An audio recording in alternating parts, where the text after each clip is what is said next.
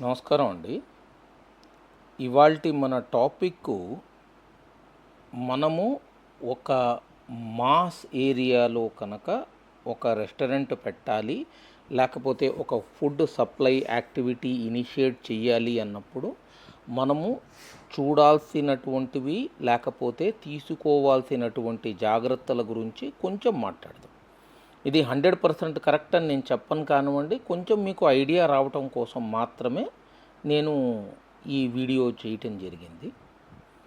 ఈ టాక్లో మనం first understand చేసుకోవాల్సింది, మనం ఎక్కడైనా ఒక పాయింట్ పెట్టేటప్పుడు అక్కడ చుట్టుపక్కల ఉన్నటువంటి ప్రదేశాలు, దాని తర్వాత అక్కడ ఉన్నటువంటి ఇష్యూస్, దాని తర్వాత అక్కడ ఉన్నటువంటి దాదాపుగా 1 కిలోమీటర్ రేడియస్లో, అంటే మీరు కనుక ఒక సెంటర్ తీసుకొని 1 కిలోమీటర్ రేడియస్ కనుక తీసుకుంటే మీరు అసలు జనాలు మీ దగ్గరికి ఎందుకు రావాలి అనేటటువంటి పాయింట్ మనము గమనించాలండి.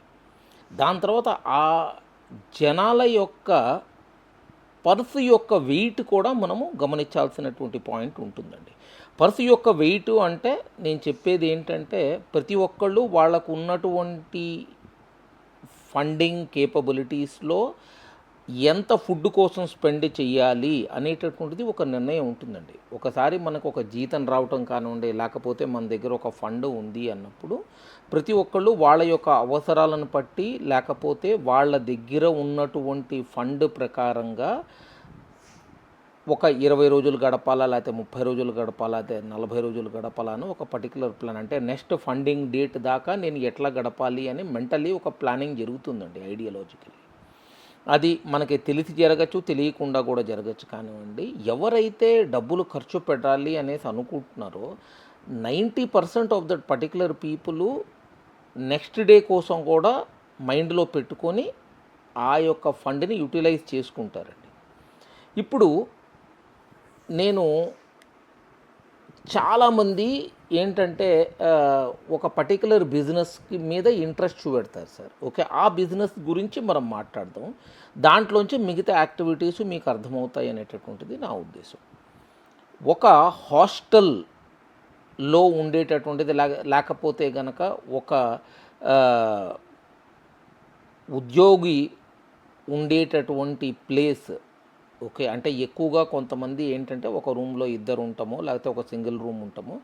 ఇదంతా బ్యాచులర్ ఏరియాస్ ఉంటాయండి. అంటే అక్కడ స్టూడెంట్స్ ఉంటారు, దాని తర్వాత చిన్న ఉద్యోగాలు చేసేవాళ్ళు ఉంటారు, లేకపోతే కంపెనీ అకామిడేషన్ వాళ్ళు ఉంటారు. మిగతా కొంతమంది ఏంటంటే ఆ ఏరియాలు కొన్నిటి పాపులర్ అవుతాయండి.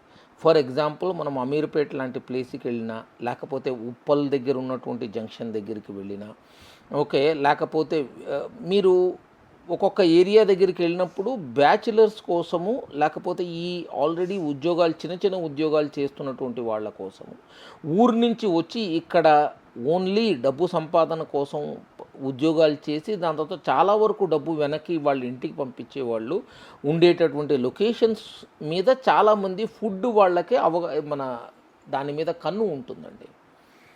ఇది తప్పు అని లేకపోతే కరెక్టు అని నేనేమీ మాట్లాడటం లేదు. నేను చెప్పేది ఒకటే ఒక పాయింట్. ఇప్పుడు మనకి ఉన్నటువంటి ఈ హనీ ఏరియా ఏదైతే ఉందో, మనకి ఇక్కడ బెల్లం ఒకటి ఉంది, మన దగ్గర ఇక్కడ చాలామంది క్యాప్టివ్ వాళ్ళు ఉన్నారు. వాళ్ళ అందరూ తినేటటువంటి భోజనము బయట నుంచో లేకపోతే అవుట్ సైడ్ భోజనమే ఉంటుంది అనేటటువంటిది మనం ప్లాన్ పెట్టుకునేటట్టయితే, మనం ఫస్ట్ ఒక చిన్న అసెస్మెంట్ ఒకటి చేసుకుందామండి. ఎవరైనా స్టూడెంట్ అనుకుంటే కనుక వాళ్ళకి ఒక లిమిటెడ్ అమౌంట్ ఆఫ్ స్టైఫండ్ లేకపోతే పేరెంట్ నుంచి ఫండింగ్ ఉంటుందండి. సో ఇప్పుడు ఒక పర్టికులర్ హాస్టల్ ఉన్నప్పుడు హాస్టల్లో 99% of the particular student related ఏరియాల్లో it will be included with food అండి.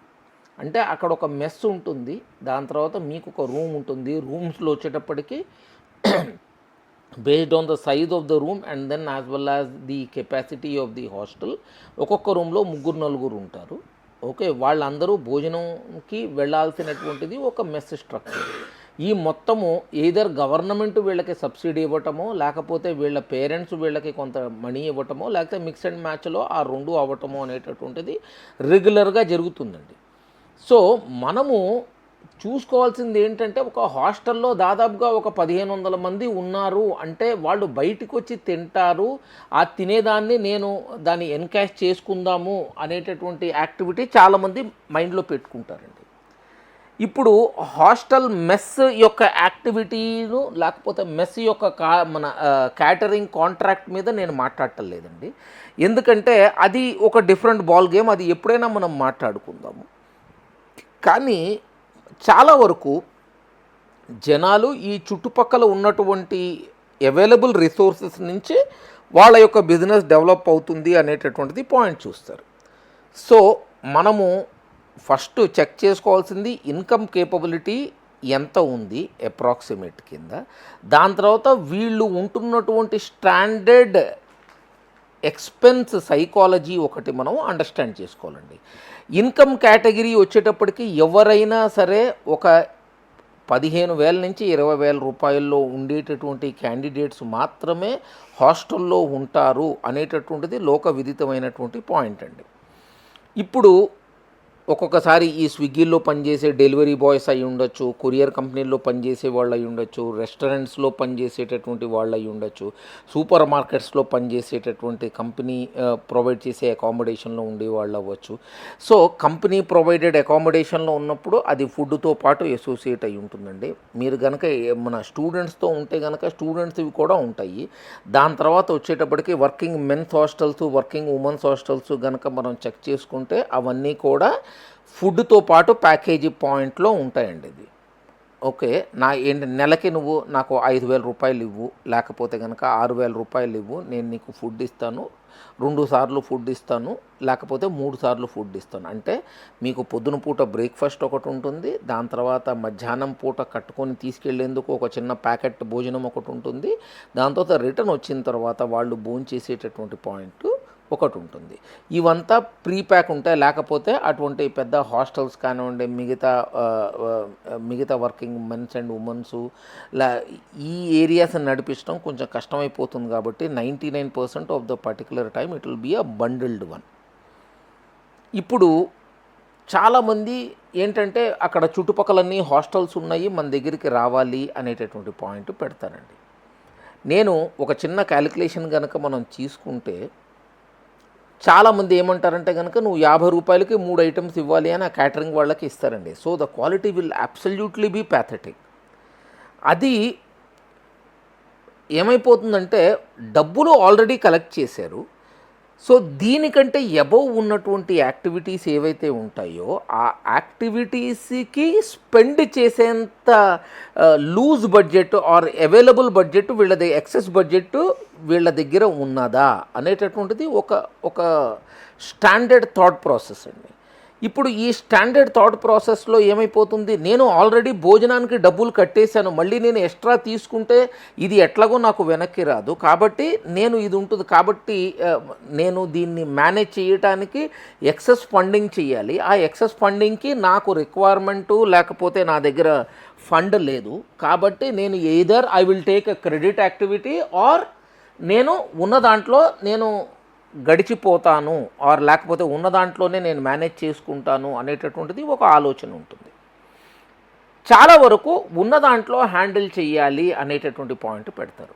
సో ఇప్పుడు ఏమైపోయింది, జనాలకి మెస్ వాళ్ళకి వాళ్ళ క్యాప్టివ్ క్లయింట్లో around some 80 to 90% of the particular food అంటే కనుక ఇప్పుడు 100 మంది ఉంటే దాంట్లో దాదాపుగా 90 నుంచి 95 మంది నాకు తెలిసినంత వరకు ఇంకా ఎక్కువే ఉంటారు. కానీ ఏంటంటే ఇంతమంది డెఫినెటివ్లీ ఆ ఏరియాకి వచ్చి వాళ్ళు ఏంటి ఆ మెస్లోనే భోజనం చేయటం అనేటటువంటి దాని మీద ఉంటారు.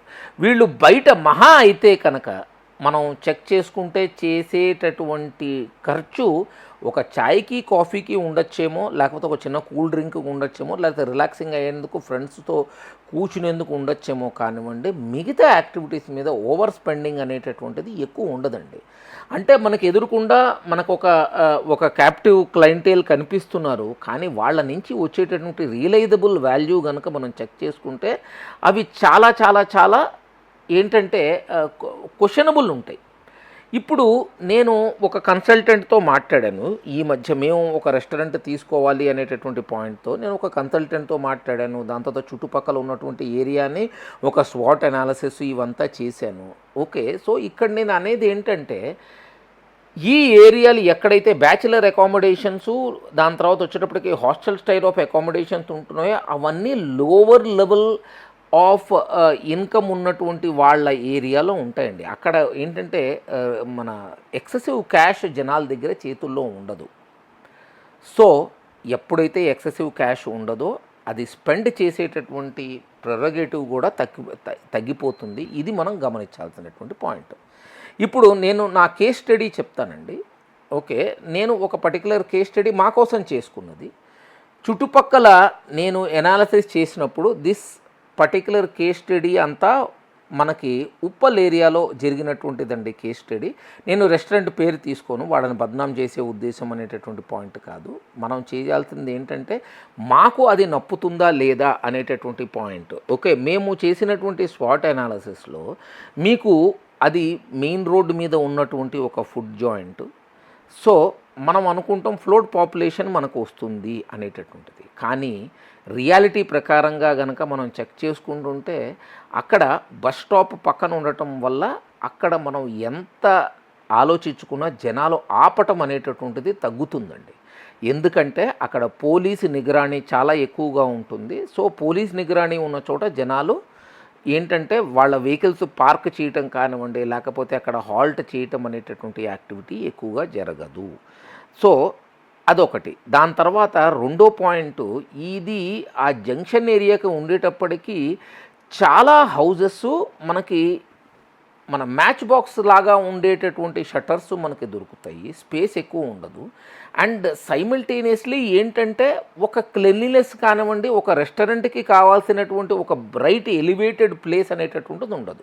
సో ఈ ఏరియాలో ఉండేటటువంటి ప్రాబ్లం ఏంటంటే మీరు ఎంత ఖర్చు పెట్టి మీరు సపోజ్ ఎలివేషన్ ఇవంతా పెట్టి చేసినా వచ్చేటటువంటి క్లయింటేలు ఆ ఏరియాలో వాళ్ళ వెహికల్స్ని నిలపటం కానివ్వండి, లేకపోతే వాళ్ళ వెహికల్స్ని మన నుంచి దిగేసి ఈ ఏరియాని స్పెసిఫిక్గా రావటం అనేటటువంటిది తక్కువ జరుగుతుందండి. నేను ఒక 3 రోజుల పాటు కంటిన్యూస్లీ ఆ ఏరియాలో మేము కొన్ని పాయింట్స్లో నిలబడి అక్కడ ఉండేటటువంటి ఫ్రీ ఫ్లో ఏరియాలు వీటన్నిటిలో మేము ఆలోచించుకున్నాము. కొంతమంది ఉన్న వాళ్ళతో మాట్లాడితే మాకు అర్థమైంది ఏంటంటే నెంబర్ ఆఫ్ ఫుడ్ జాయింట్స్ అక్కడ విపరీతంగా ఉన్నాయి. ఏవి హాస్టల్ అక్కడ ఉండేటటువంటి దాంట్లో హాస్టల్స్ ఉన్నాయి. దాని తర్వాత లో ఇన్కమ్ గ్రూప్ ఫ్యామిలీస్ ఉండేటటువంటి ఇళ్ళు అండి అవి. సో వీళ్ళది బడ్జెట్ ఈజ్ ఎప్పుడూ టైట్గా ఉంటుంది. ఈ టైట్ బడ్జెట్ అనేటటువంటి ఏరియాలో మనం కనుక పెట్టుకునేటటువంటి ఫుడ్ ఎప్పుడూ లో కాస్ట్ ఫుడ్డే రన్ అవుతుంది కానివ్వండి, ఒక medium and upper level of food ఎవడూ కొనడండి. మీరు అనుకోవచ్చు స్విగ్గీ జొమాటోలో పెట్టుకుంటే జనాలు తీసుకెళ్తారేమో, అది వన్స్ ఇన్ వైల్ అవ్వచ్చేమో కానివ్వండి, it will not be like a very quick area. It is not like ఒక హై నెట్వర్త్ ఉండేటటువంటి ఏరియాలో లాగా కాదు. సో ఫస్ట్ మనకేంటంటే వాల్యూమ్ జనాలు ఉన్నా ఆ వాల్యూమ్కి స్పెండింగ్ కేపబిలిటీ లేదు. స్పెండింగ్ కేపబిలిటీ లేనప్పుడు మీరు చాలా ఇన్వెస్ట్మెంట్ పెట్టి వెళితే ఎట్లా ఉంటుంది?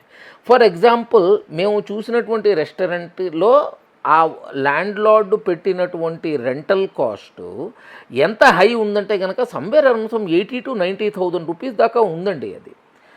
అది పోనీ మనం ఏమైనా అనుకుంటే ఇది నాకు మెయిన్ ఏరియాలో ఉంది, ఓకే, సో మెయిన్ జంక్షన్లో ఉంది కాబట్టేసి నేను ఇంత ఛార్జ్ చేస్తున్నాను అన్నాడు. మనకి డబ్బులే రానప్పుడు ఇంత డబ్బులు మనం అతనికి ఇచ్చేస్తే కనుక మనం ఎప్పుడూ ఏంటంటే కనుక బ్రేక్ ఈవెన్కి దగ్గర ఉంటాము, లేకపోతే చాలా తక్కువ ప్రాఫిట్ ఏరియాలో మనం రన్ చేసుకోవాలి ఎంత ఎఫిషియెంట్గా రన్ చేసినా. ఎందుకంటే మీరు లో ప్రైజ్డ్ ఐటమ్స్ పెట్టుకోవాలి కాబట్టి realisable profit is going to be very less. So మీరు లో ప్రైస్ కనుక ఐటమ్ పెట్టుకునేటప్పుడు ఇంగ్రీడియంట్ కాస్ట్ అయితే కనుక ఎప్పుడు ఇంక్రీజే అవుతుంది కానీ తగ్గదు కదా. So automatically this particular proposition of a high rental cost versus the low priced volume game కనుక మనం ఆడాలి అనుకుంటే ఇట్ విల్ నాట్ వర్క్ అండి. వాల్యూమ్ గేమ్ ఎప్పుడూ తక్కువ రెంటల్స్ ఉండాలి, దాని తర్వాత వచ్చేటప్పటికి తక్కువ వాల్యూ అంటే నెంబర్ ఆఫ్ ఐటమ్స్లో మీరు మార్జిన్ తక్కువ పెట్టుకుని ఎక్కువ ఐటమ్స్ అమ్ముకోవాలి. అంత అమ్ముకున్నా కూడా మీరు రెంటల్ వాల్యూ కనుక ఎక్కువైపోయిన వెంటనే ఆటోమేటికల్లీ దీని యొక్క రియలైజబుల్ బ్రేక్ ఈవెన్ వాల్యూ వచ్చేటప్పటికి టైం ఎక్కువ పడుతుంది. దాని తర్వాత ఈవెన్ అది బ్రేక్ ఈవెన్ అయినా అది ఆ బ్రేక్ ఈవెన్కి నియర్ బై అరౌండ్ 5 to 10% మధ్యలోనే పైన ఓవర్ అయ్యే ఛాన్స్ ఉంది తప్పించి అంతకంటే ఎక్కువ రాదు. అటువంటప్పుడు ఇంత కష్టపడిపోయేసి అక్కడ మనం పాయింట్ పెట్టుకుని దాని తర్వాత ఆ ల్యాండ్ లార్డ్ యొక్క డిమాండ్స్ ఏంటంటే కనుక ఎవ్రీ 1 ఇయర్కి నేను ఏంటంటే రెంట్ని మళ్ళీ ఇంకొకసారి మనం మాట్లాడదాము అనేటటువంటి డొమికల్ సోర్డ్ మన నెత్తి మీద పెట్టేసి ఇవన్నీ ఉండేటటువంటి పాయింట్స్ మనకు అవి కంఫర్ట్ ఇవ్వవు. ఓకే, దాని తర్వాత మనము హాస్టల్ ఏరియాలో కనుక చూసుకుంటే everybody is an entrepreneur over there.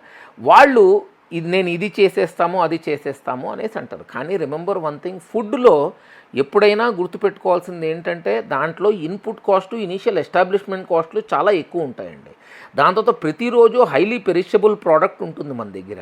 ఈ పెరిషబుల్ ప్రోడక్ట్ కనుక మిగిలిపోతే that technically would actually land on to your break even అంటే మన పెట్టుబడి అది టోటలీ డస్ట్బిన్లోకి వెళ్ళిపోయినట్టు లెక్క. ఆ రోజుకి మనము ఎంత కాస్ట్ కంట్రోల్ చేయాలనేసి అనుకున్నా అక్కడ ఉండేటటువంటి number of players for a small chunk of people వాళ్ళు ప్లే చేస్తున్నప్పుడు మనకి ఇండివిజువల్లీ ఎక్కువ జనాలు లేనటువంటి పెట్టుకున్న దానికంటే ఇంకా మన రియలైజబుల్ రిటర్న్స్ చాలా తక్కువ ఉంటాయి. కాబట్టేసి we should not actually venture out.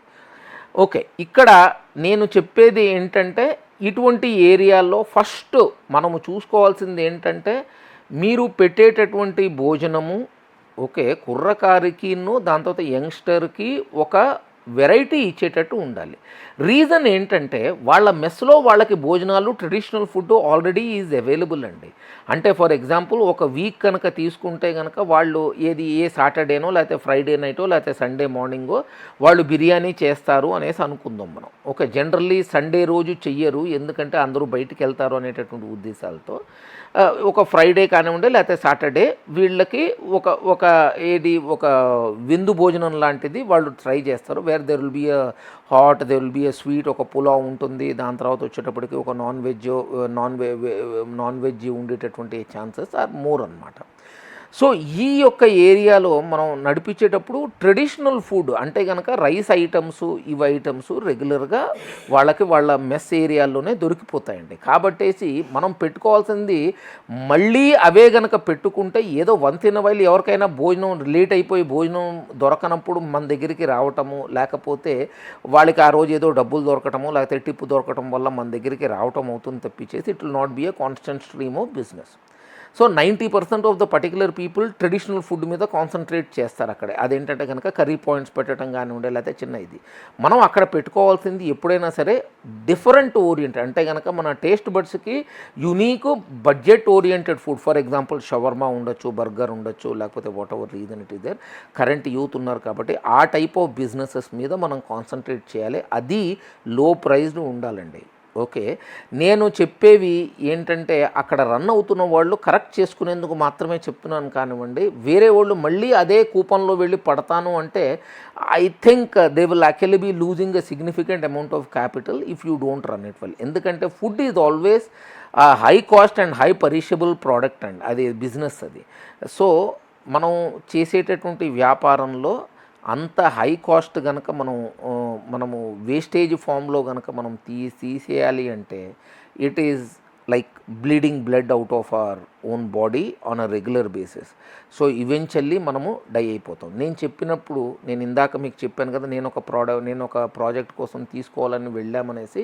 మీరు నమ్మరండి, అతని దగ్గర ఒక ఎండిపోయిన కొత్తిమీర కట్ట తప్పించేసి మొత్తం kitchen says is running it. మొత్తం కిచెన్లో అసలు ఒక్క ప్రోడక్ట్ కానివ్వండి, ఈవెన్ ఉప్పు కూడా లేదండి.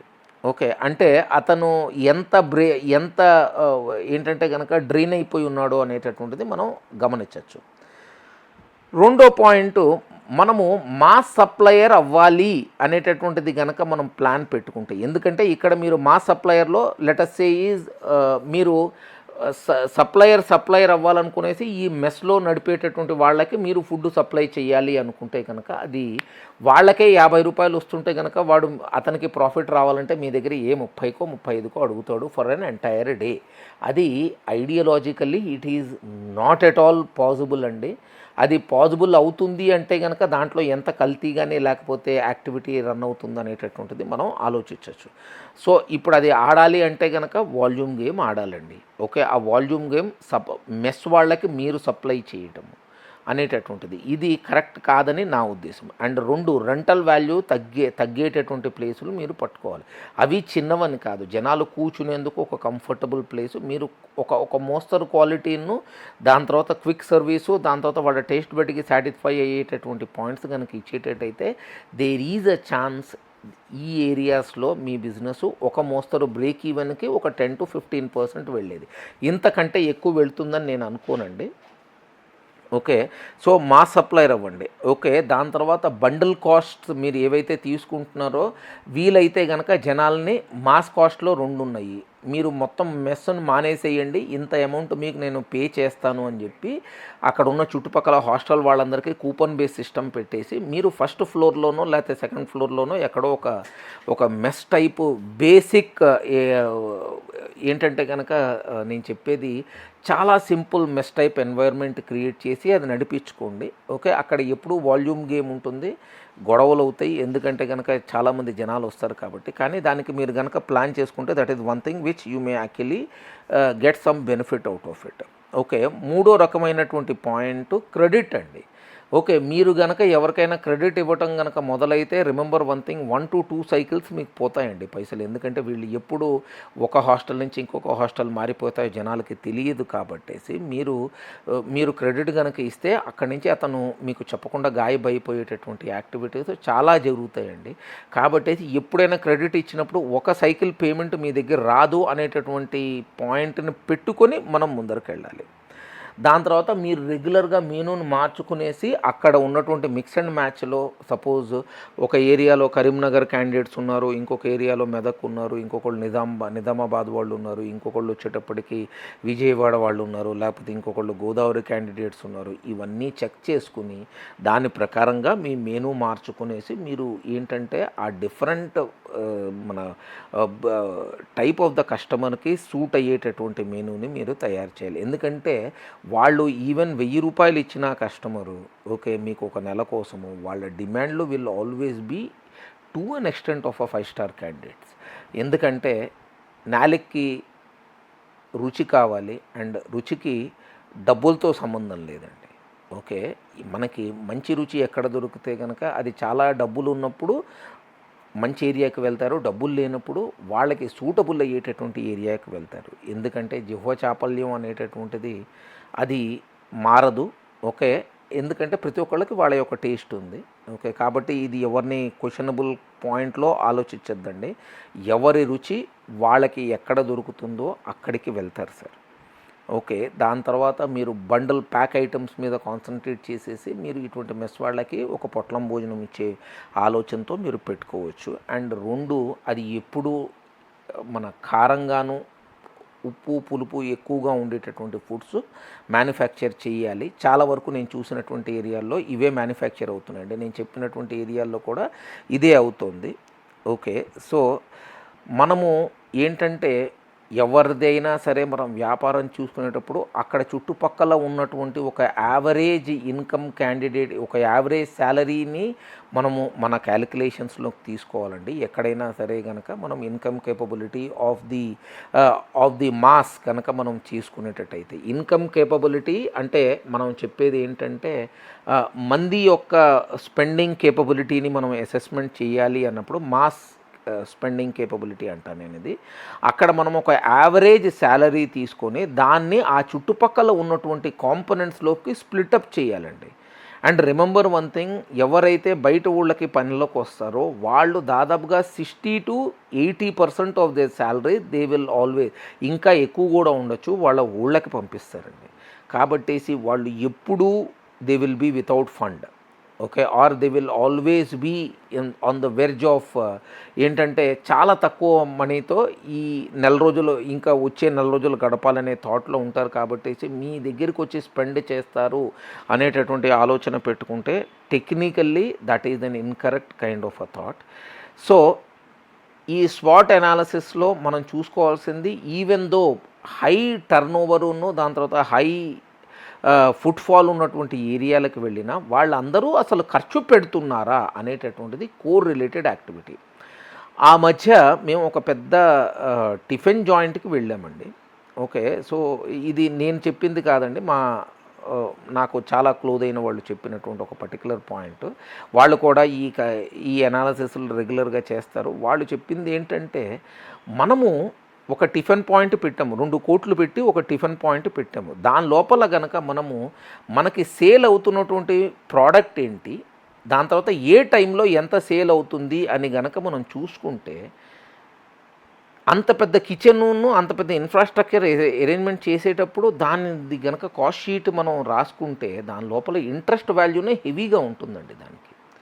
అండ్ రెండో పాయింట్, వచ్చినటువంటిది 80% of that particular customers or ఒక పర్టికులర్ విండోలో are only taking tea or coffee అంటే, is it a business which is successful? మనం క్వశ్చన్ మార్క్. మనం గట్ ఫీల్తోనో లేకపోతే మన దగ్గర డబ్బులు ఉన్నాయన్నట్టు కాయండి. ఎందుకంటే ఒకసారి మన జేబులోంచి ఇంత హెవీ అమౌంట్స్ కనుక మనం ఇన్వెస్ట్మెంట్ చేసేసి దాని తర్వాత దానిలోంచి రిటర్న్ కనుక మనం వెతుక్కుంటే దాంట్లో వచ్చేటటువంటి minuscule return, is it actually a return? అంత ఇన్వెస్ట్మెంట్ పెట్టి మనము ఒక ప్యాలెస్ లాంటి టిఫిన్ సెంటర్ పెట్టేసి అల్టిమేట్లీ వన్స్ అగైన్ దాంట్లో around 70 to 75% of the population are only taking tea or coffee or a very small snack గనక అయితే, then what is the point of that particular business? అది నేను అనేది, every బిజినెస్కి ఒక particular time period ఉంటుంది break ఈవెన్కి. కాబట్టి కావాలి అంటే కనుక ఒక వర్చువల్ రన్ ఓవర్ చేసుకోండి. బ్రేక్ ఈవెన్ పీరియడ్ దాకా ఎంత అవుతుంది అనేటటువంటిది ఒక మిక్స్ అండ్ మ్యాచ్ గనక మీరు కాస్టింగ్ను దాని తర్వాత వచ్చేటటువంటి వాల్యూస్ని గనక అసెస్మెంట్ చేసుకుని along with the wastages and the staff. ఇప్పుడు ఒక పెద్ద ఇన్ఫ్రాస్ట్రక్చర్ క్రియేట్ చేస్తున్నప్పుడు దాంట్లో పనిచేసేటటువంటి క్యాండిడేట్స్ యొక్క శాలరీస్ కూడా చాలా హెవీ బడ్జెట్ అయిపోతుంది. కాబట్టి అది మనం చూసుకోవాలి కదా. ఒక వ్యాలీ పార్కింగ్ ఉంటుంది, సెక్యూరిటీ గార్డ్ ఉంటాడు, దాదాపుగా మీకు అవసరం ఉన్నా అవసరం లేకపోయినా ఒక 10 మంది ఫ్రంట్ ఎండ్ పీపుల్ ఉంటారు, బ్యాక్ ఎండ్లో ఒక 7 to 8 పీపుల్ ఉంటారు, ఒక 4-5 మాస్టర్లు ఉంటారు. Okay. And then huge electricity bill, AC bill, fan ఇవన్నీ ఉంటాయండి. సో ఇవన్నీ క్యాలిక్యులేట్ చేసుకొని కాగితం కనుక రాస్తే అది గనక 3 months లోపల గనక మీకు బ్రేక్ ఈవెన్ కాకపోతే గనక please don't get in to that business అని నా పర్సనల్ ఒపీనియన్ అండి. నేను వెళ్ళను సార్. ఇప్పుడు నేను ఇందాక చెప్పినటువంటి అసెస్మెంట్లో మేము we were ready to go and purchase that particular product, ఎందుకంటే మెయిన్ సెంటర్లో ఉంది అని. కానీ చుట్టుపక్కల ఎనాలిసిస్ చేసేసిన తర్వాత we took a call that we are not going to procure that business. కాబట్టి we said sorry to the gentleman and then we exited that particular agreement for purchase. Okay. ఏంటంటే మనము ఎంత బాగా చేసినా at the end of the day పైసలు కనుక రాకపోతే there is no point of running the particular business. And ఎవరైనా వేరే వాళ్ళు అమ్ముతున్నారు అంటే కనుక మనం చెక్ చేసుకోవాల్సింది అసలు అమ్ముతున్నటువంటిది కోర్ రీజన్ ఏంటి. ఒక 4 సంవత్సరాలు 4.5 సంవత్సరాలు నడిపాడు అండ్ 4.5 సంవత్సరాల్లో he did not even do a small renovation to the kitchen or whatever reason it is there. అంటేనే మనకు అర్థమైపోతుంది the business is not generating income అని. అండ్ ఇంకొకటి, డబ్బులు వచ్చే వ్యాపారాన్ని ఎవ్వడు వదలడండి. కాబట్టి రీసేల్లో తీసుకునేటప్పుడు మీరు చాలా చాలా జాగ్రత్తగా ఉండాలి. ఎందుకు అవుతున్నది అనేటటువంటి పాయింట్. ఇంకొకటి, అసలు వేరే వ్యాపారం అసలు మనం రీసేల్లో వ్యాపారం తీసుకుని ఎట్లా నడపాలి అనేటటువంటిది ఫర్ అ సక్సెస్ఫుల్ చుట్టుపక్కల కనుక సరిగ్గా ఉన్నటువంటి ప్లేసులు let us understand. And profit వచ్చే వ్యాపారాల్లో కొన్ని అమ్ముడు పోతాయండి, కానీ అవి బయట పబ్లిక్ డొమైన్లోకి రావు అని నా ఉద్దేశం. వీలైనంత వరకు అది కనుక ప్రాఫిట్ జనరేట్ అవుతుంది అంటే కనుక చుట్టుపక్కల ఉన్నటువంటి కమ్యూనిటీ పీపులే దాన్ని కొనేసుకుంటారండి. కాబట్టి be cautious when you are trying to procure a running place. Okay, though it may be in a very good locality or in a junction or a footfall area, but it may not generate the amount of profit it may need to generate for paying off or getting into a break even related points. Thank you. Have a nice day and God bless.